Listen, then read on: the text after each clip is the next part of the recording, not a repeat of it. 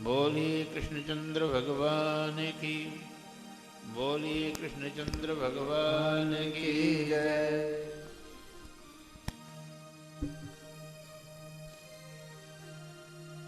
और मेरे श्रोताओं, चित्त की एकाग्रता पूर्वक श्रीमद् भागवत महापुराण की इस सुंदर कथा का आनंद प्राप्त करें, रस प्राप्त करें। भागवत महात्म के क्रम में आप श्रवण कर रहे थे। बच्चों, ये आवाज कुछ टकरा रहा है या फट रहा है कहीं से, क्या है?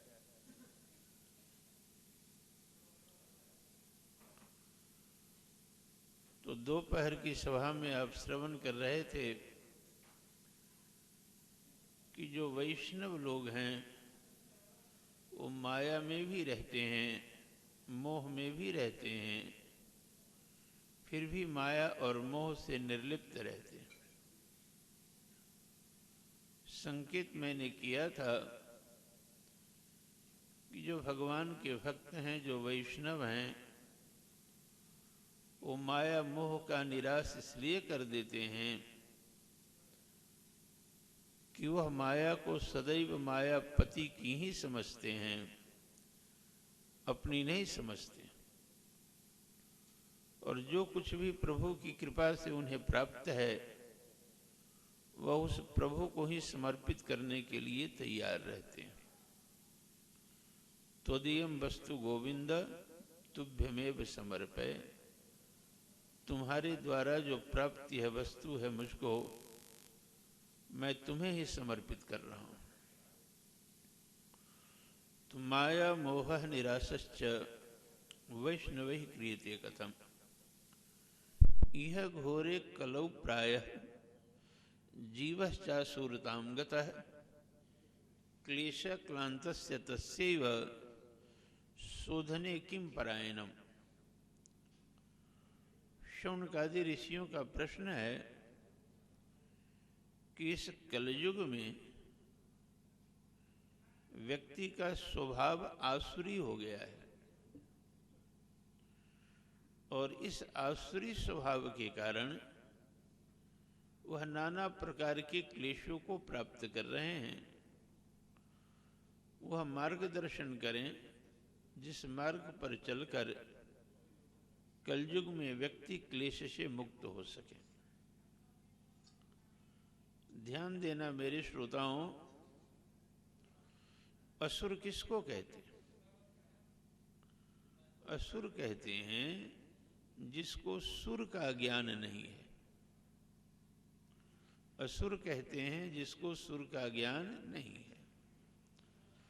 अभी संगीतकार सब हैं, वाद्य यंत्रों को बजा रहे हैं, गा रहे हैं, सुंदर भजन कीर्तन का आनंद प्राप्त कर रहे हैं, लेकिन इसी में कोई एक पटरी गलत दब गई तो सारा आनंद खत्म हो जाएगा, संगीत का रस चला जाएगा। किसी शायर ने कहा कि भूले से उठ गया था राहे शौक में एक कदम, मंजिल तमाम उम्र हमें ढूंढती रही। जीवन में कोई एक ही भूल कर बैठता है व्यक्ति, और इस भूल का खामियाजा उसे जीवन पर्यंत भुगतना पड़ता है। तो जीवन में प्रभु संबंधित स्वभाव है, आप सुर हैं, अन्यथा असुर हैं। सुर में बोलो, सुर में चलो, सुर में उठो, सुर में बैठो, रो सुर में, हंसो सुर में। एक बार गलत सुर में द्रौपदी हंस दी थी।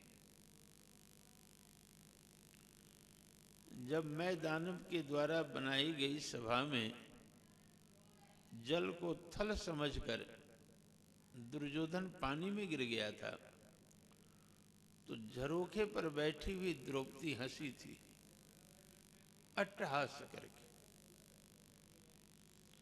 और परिणाम क्या हुआ था? 11 और 7 18 अक्षोहिणी सेनाओं का विनाश हो गया था। न जाने कितनी स्त्रियों के मांग के सिंदूर धुल गए थे, न जाने कितनी माताओं की गोदें सूनी हो गई थी। इसीलिए यदि अचानक तुम्हारे घर में नारी अट्टहास करे तो समझ लो भविष्य में कोई बहुत बड़ी विपत्ति आने वाली है,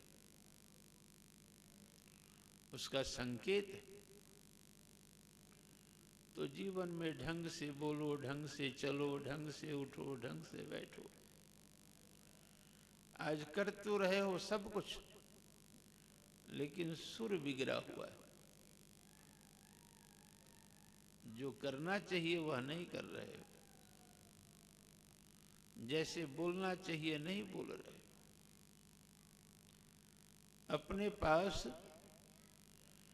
अपने पास कठोर कठोर शब्दों को चुन कर रख रहे हो। कैसे सामने वाले पर ऐसे वाक्यवान का, शब्दवान का प्रयोग करूं जिसके कारण सामने वाले की छाती छलनी हो जाए, तिल मिला जाए। इसलिए असुर कौन है? असुर कौन है? जिसको सुर का ज्ञान नहीं। बेताल कौन है? जिसको ताल का ज्ञान नहीं है। यही असुर बेताल आदि है। और जब ऐसा आएगा, जब ऐसा स्वभाव बनेगा, तो जीवन में क्लेश तो आएगा ही आएगा। लेकिन यह हमारा तुम्हारा स्वभाव नहीं है, यह कलयुग का स्वभाव है। किसका स्वभाव है? कलयुग का। जिस प्रकार से हमारा तुम्हारा स्वभाव है, उसी प्रकार से युग का भी अपना स्वभाव होता है। जैसे श्री रामचंद्र जी का जन्म त्रेता में होता है, लेकिन कलयुग में द्वापर में श्री राम क्यों नहीं आते हैं? वहां द्वापर में कृष्ण को ही आना पड़ता है, क्योंकि राम स्वभाव में यदि भगवान का अवतरण द्वापर में होगा, तो जिन कार्यों को करने के लिए परमात्मा का अवतरण पृथ्वी पर होता है, उस कार्य का संपादन नहीं हो सकता। त्रेता युग का स्वभाव अलग है, द्वापर का स्वभाव अलग है। त्रेता में ब्रह्म को राम बनकर के ही अवतरित होना पड़ेगा, और द्वापर में ब्रह्म को कृष्ण बनकर के ही अवतरित होना पड़ेगा। तो यह सत्संग तुझे क्या देगा? सत्संग तुम्हारा स्वरूप नहीं बदलता है, सत्संग तुम्हारा स्वभाव बदल देता है। क्या बदलता है सत्संग? तुम्हारा स्वभाव बदल देता है। तुम्हारी आसुरी प्रवृत्ति को दैवी प्रवृत्ति में परिवर्तित कर देता है। सत्संग प्रयत्न करता है कि नाना प्रकार के विकार जो तुम्हारे अंदर हैं, वो सभी तुम्हारे अंदर से हट जाएं और तुम्हारे अंदर भगवत भाव, ईश्वरीय भाव स्थापित हो जाए। यही तो सत्संग का प्रयोजन है, और क्या है। ध्यान देना, साधना से कृष्ण की प्राप्ति हो सकती है, लेकिन साधना से कृष्ण प्रेम की प्राप्ति नहीं होती। कृष्ण प्रेम की प्राप्ति सत्संग से होती। सुंदर भाव स्वभाव सत्संग से बनता है। तो क्लेश क्लांतस्य तस्यैव शोधने किं परायणम श्रेयसाम यद्भव श्रेयो पावना नाम च पावनम कृष्ण प्राप्ति करम शश्वत साधनम तदवद अधुना। हे सूत जी महाराज, हम शौनकादि ऋषियों का प्रश्न है, आज अवश्य ही बता दें, बता ही दे आज। वह श्रेष्ठों में श्रेष्ठ, पवित्रों में पवित्र, श्रेयसाम यद भव श्रेयो पावना नाम च पावनम कृष्ण प्राप्ति करम। श्रेष्ठों में श्रेष्ठ, पवित्रों में पवित्र, वह कौन सी साधना है जो साधना कृष्ण को संतोष दे। किसको संतोष दे? कृष्ण को संतोष दे। देखो मेरे श्रोताओं, यदि तुम्हारे मन के अनुकूल तुम्हारे बाल बच्चे कार्य करते हैं, तुम्हारे मन को कितना संतोष मिलता है? मिलता है। तुम्हारे मन के अनुकूल जब तुम्हारे बाल बच्चे कार्य करते हैं तो तुम्हें कितना संतोष प्राप्त होता है। उसी प्रकार से हम सभी उस परमात्मा के संतान ही तो हैं। यदि हम उस परमात्मा की इच्छा के अनुसार कार्य करते हैं तो उस परमात्मा को भी बड़ा संतोष प्राप्त होता है। लेकिन हम माता पिता तो बताते हैं ना, बच्चे ऐसा करो, उस प्रकार से आकृति में हमारे सामने खड़े होकर वह परमात्मा बता तो नहीं रहा है। लेकिन कृष्ण कहते हैं बता रहा हूं मैं। ये जो शास्त्र बने हैं ये तो मेरे द्वारा ही बनाए गए हैं ना। इन शास्त्रों के माध्यम से हमने तुझे बताने का प्रयत्न किया है कि तुम किस प्रकार से संसार में आचरण करो, किस प्रकार से संसार में व्यवहृत हो। इसलिए श्रीमद् भगवत गीता में श्री कृष्णचंद्र कहे, अर्जुन ये शास्त्र विधि मुत्सृज्य वर्तते कामकारत न ससिद्धिम अवाप्नोति न सुखम न पराम गतिम। अर्जुन, जो हमारे द्वारा रचित इन शास्त्रीय मर्यादाओं का उल्लंघन कर मनमाने ढंग से कार्य करता है, वह इस संसार में भी सुख प्राप्त नहीं करता और इस संसार को छोड़कर जहां जाता है वहां भी उसका कल्याण नहीं होता है। इसलिए तस्मात् शास्त्रम प्रमाणम ते कार्याकार्य व्यवस्थितो। इसलिए कार्य क्या है और अकार्य क्या है, अर्थात करणीय क्या है और अकरणीय क्या है, इसमें शास्त्र प्रमाण है। कौन प्रमाण है? शास्त्र प्रमाण। इसीलिए मनमानी नहीं करो, इस संसार में मनमानी नहीं करो। हम तुझे करते हैं, कहते हैं यह कार्य करो, तुम कहते हो मन नहीं लगता है इस कार्य के करने में। ये तुम्हारी मनमानी थोड़े चलेगी।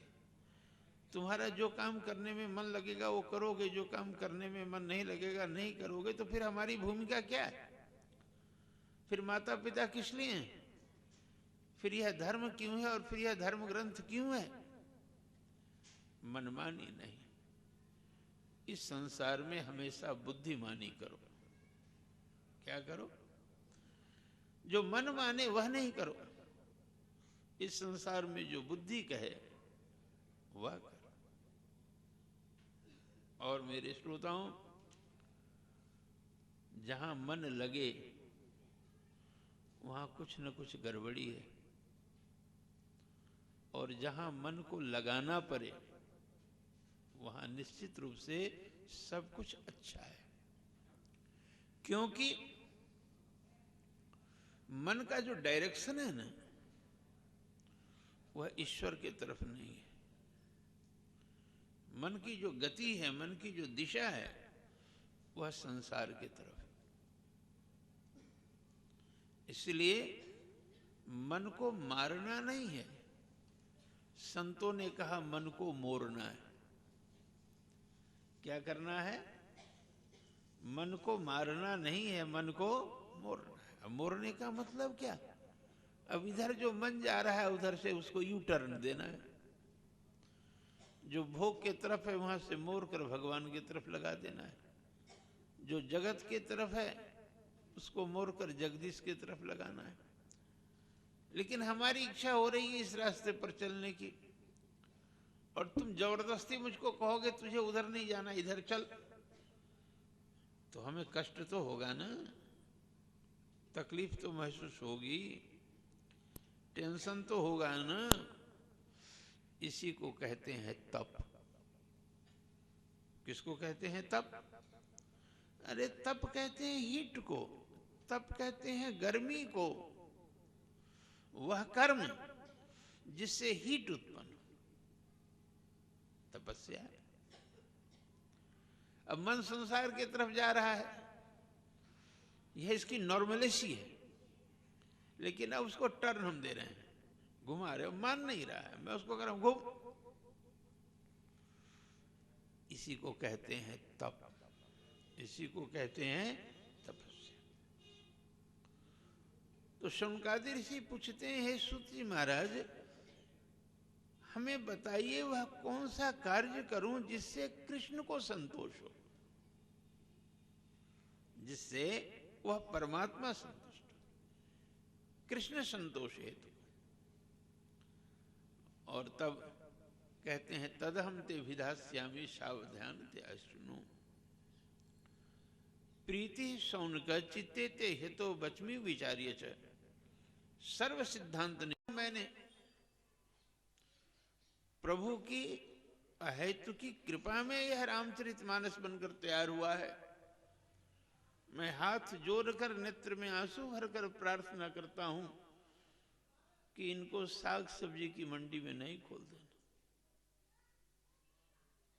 और तुलसी कहे रामायण के अंत में जाकर, यह न कही सठ ही हठशील, जो मन लाई न सुन हरि लीलहि, कहिय न लोभी ही क्रोधी ही कामी ही, जो मन लाई न सुन हरिग्राम। जो सठ हो, जो हठी हो,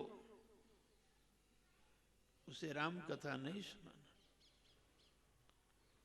कहिए न लोभी ही क्रोधी ही कामी, लोभी क्रोधी कामी राम कथा नहीं सुने। राम कथा के तेई अधिकारी, जिनके सत्संगति अति प्यारी। प्यारी भी नहीं बोले, प्यारी के पहले भी उन्होंने विशेषण का प्रयोग किया, अति प्यारी। अति प्यारे जिसको हरि की कथा लगे उसे ही राम कथा सुनाना, औरों को नहीं सुनाना। और श्रीमद् भगवद गीता की 18वें अध्याय के अंत में जाकर, जहां गीता का उपसंहार हो रहा था, उस जगह भी कृष्णचंद्र बोले, इदम तेना तपस्काय न भक्ताय कदाचन न चाशुश्रूषविवाच्यम न च माम अभ्युष्यति। अर्जुन, यह जो सुना दिया मैंने तुमको, इसको इतना सस्ता मत कर देना। जहां तहां गीता, जहां तहां गीता। तुम्हारे टेलीविजन आदि पर जिसे अभी ओम नमो भगवते वासुदेवाय भी बोलने नहीं आता है, वह गीता पर प्रवचन करता है। जिसको वेदांत की एक पंक्ति भी याद नहीं है, वह इस समय में बहुत बड़ा वेदांती बन गया है। तो कृष्णचंद्र कहे, इदम तेना तपस्काय, जो तपस्वी जीवन नहीं जी रहा हो उसे गीता मत सुनाना। ना भक्ताय, जो अभक्त हो वह भी गीता नहीं सुने। जिसके मन में ईर्ष्या वृत्ति हो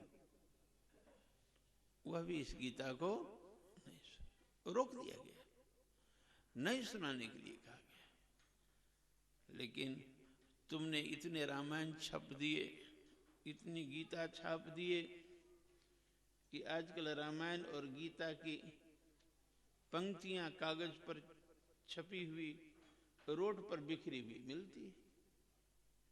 क्या कहें, हम तुझे समझाने जाएंगे तो उल्टा तुम ही हमको समझा देते हो, करें क्या? इसलिए भैया इन सब बातों को समझो। तो प्रीति शौनक चित्ते ते यतो वचमी विचार्य च। वेद व्यास कहते हैं कि जब शौनकादि ऋषियों ने प्रश्न किया तो सूत जी सीधे जवाब नहीं दे दिए, सीधे नहीं जवाब दिया। गीता में श्री कृष्ण का आदेश है, कृष्ण बोले कि पहले प्रश्न नहीं करना, आचार्य से पहले जाकर प्रश्न नहीं कर देना। तद विद्धि प्रणिपातेन परिप्रश्नेन सेव्या उपदेक्ष्यन्ति ते ज्ञानम ज्ञानिनः तत्त्वदर्शिनः। कहे कृष्ण कि पहले चरण पे गिर जाना। क्या करना? पहले चरण पे गिरना, इसके बाद आचार्य समझेगा कि तुम चरण पर गिरे हुए हो तो तुम उठाने लायक हो कि नहीं हो। जब आचार्य यह समझ लेगा कि यह उठने लायक है, तब वह तुमको चरण पर से उठाएगा। जानते हो महाभारत में कितने श्लोक हैं? कितने श्लोक है महाभारत में? वेद व्यास जी की सबसे बड़ी रचना है, इसमें 1,00,000 श्लोक। और इस महाभारत का दूसरा नाम है जय संहिता। महाभारत जब प्रारंभ किए थे वेद व्यास लिखना, तो एक गुरु और 3 चेलों की कथा से शुरू किए थे महाभारत। एक शिष्य है आरुणि पंचाल। आचार्य बोलता है कि तुम खेत में जाओ, पानी बह न जाए खेत में से, पानी को बचाओ। आरुणि पंचाल खेत में जाता है, पानी का बहाव तेज, मिट्टी डालता है मेड़ को बांधने के लिए, लेकिन पानी को नहीं रोक पाता है। तो वह उस जाड़े की रात में स्वयं ही उस मेड़ पर लेट जाता है और पानी को रोक देता है। देर रात तक शिष्य लौटकर नहीं आता, तो गुरु आयोध धौम्य अपने शिष्य को खोजने चलते हैं। देखते हैं मेड़ पर लेटा हुआ है, पानी को रोके हुआ है। आचार्य पूछता है, तो मेड़ पर क्यों लेटे हुए हो? आरुणि पंचाल कहता है, गुरुजी पानी का बहाव तेज था, मिट्टी डालता था बह जाता था, इसलिए मैं स्वयं ही लेट गया। कोई प्रवचन नहीं हुआ, कोई क्लास नहीं लगा। सीधे आचार्य बोले कि उठो उद्दालक। क्या बोले? उठो उद्दालक। शिष्य चौंका, उद्दालक मेरा नाम कर रहा है? मेरा नाम तो आरुणि पंचाल है। गुरु बोले, आज से तुम बहुत ऊंचे उठ गए, इसलिए तुम्हारा नाम उद्दालक। और वही जो छोटा बच्चा आरुणि पंचाल था, वह उद्दालक बन गया।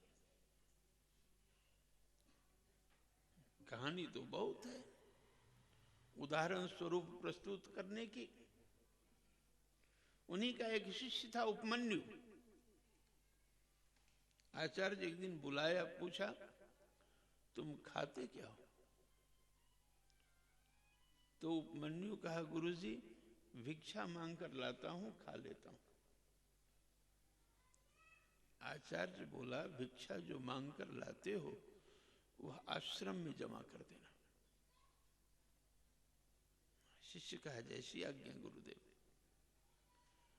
कुछ दिनों के बाद आयोध धौम्य उपमन्यु को बुलाए, पूछे, अब क्या खाते हो? तुम्हारा जीवन निर्वाह कैसे होता है? शिष्य बोला, गुरुजी बहुत गायों को चराता हूं, दूध पी लेता हूं। आचार्य कहा, दूध आज से मत पीना, दूध तो गाय का बछड़ा पीता है, उसके बच्चे पीते हैं। उपमन्यु कहा, जैसी आज्ञा गुरुदेव। फिर कुछ दिन बीते, आचार्य शिष्य को बुलाया, अब तुम्हारा जीवन निर्वाह कैसे होता है? शिष्य बोला, गुरुजी बहुत गौवें हैं, जब उसके बच्चे दूध पीते हैं ना, तो बछड़ों के गाल में झाग लग जाता है, मैं उन झागों को चाट लेता हूं। गुरु कहा, उपमन्यु वह जो गाल में बछड़े के झाग लगा रहता है उसको गाय चाटती है, उसे तुम नहीं चाटना। और गुरु उसके जीवन निर्वाह के सारे रास्ते बंद कर दिए। अब भूख तो लगेगी, गौओं को चराने गया, भूख से नहीं रहा गया, आंख खा लिया। आंख के खाने से इस बच्चे के दोनों नेत्रों की ज्योति चली गई, अंधा हो गया, एक सूखे कुएं में गिर गया, सूरज अस्ताचल में छिप गया था, रात्रि हो गई, शिष्य नहीं आया। गुरु आश्रम के और बच्चों को साथ में लेकर जंगल में खोजने चले, उपमन्यु कहाँ हो, उपमन्यु कहाँ हो? उपमन्यु कहा, मैं कुएं में गिर गया हूं। आचार्य वहां पहुंचे, तुम कुएं में कैसे गिर गए? उपमन्यु कहा, गुरुदेव भूख से मुझे नहीं रहा गया, तो मैंने आंख खा ली, मेरे नेत्रों की ज्योति चली गई। जानते हो आचार्य क्या कहा? आचार्य कहा, उपमन्यु आज से तुम्हारे बाहर के नेत्रों में भी रोशनी चली आए और तुम्हारी अंदर की भी आंखें खुल जाए। कोई पढ़ाई नहीं हुई, कोई क्लास नहीं लगा। बुद्ध के जीवन की एक घटना तुम टेलीविजन में भी देखे होगे, अंगुलीमाल डाकू था। लोगों ने कहा, बुद्ध उस क्षेत्र में नहीं जाओ, अंगुलीमाल डाकू का क्षेत्र है, बड़ा नृशंस हत्यारा है, मनुष्य को काट देता है, उसके बाद उस लाश से उंगलियों को काटता है, उसका माला बनाकर अपने गले में डाल लेता है, इसलिए इसका नाम है डाकू अंगुलीमाल। तुम उधर मत जाना। बुद्ध कहा, तो मैं अवश्य जाऊंगा। और बुद्ध अंगुलीमाल के क्षेत्र में घुस गया। अंगुलीमाल चिल्लाया, ठहर जाओ। बुद्ध बोले, मैं तो ठहर गया, तुम कब ठहरोगे? मैं तो ठहर गया, तुम कब ठहरोगे? बिजली सी कौंध गई अंगुलीमाल के शरीर में, दौड़ा और आकर बुद्ध के चरण पे गिर गया। कहा, मैं भी ठहर गया। और जानते हो, जब अंगुलीमाल बुद्ध के चरण पे गिर के कहा कि मैं भी ठहर गया, तो बुद्ध उसको उठाए, चरण पर से उठाए, लेकिन क्या कहकर उठाए? अंगुलीमाल डाकू कहकर नहीं, कहे, उठो बुद्ध, उठो बुद्ध। और उसके बाद बुद्ध के बाद दूसरा बुद्ध कौन बना था? दूसरा बुद्ध यही अंगुलीमाल डाकू बना था।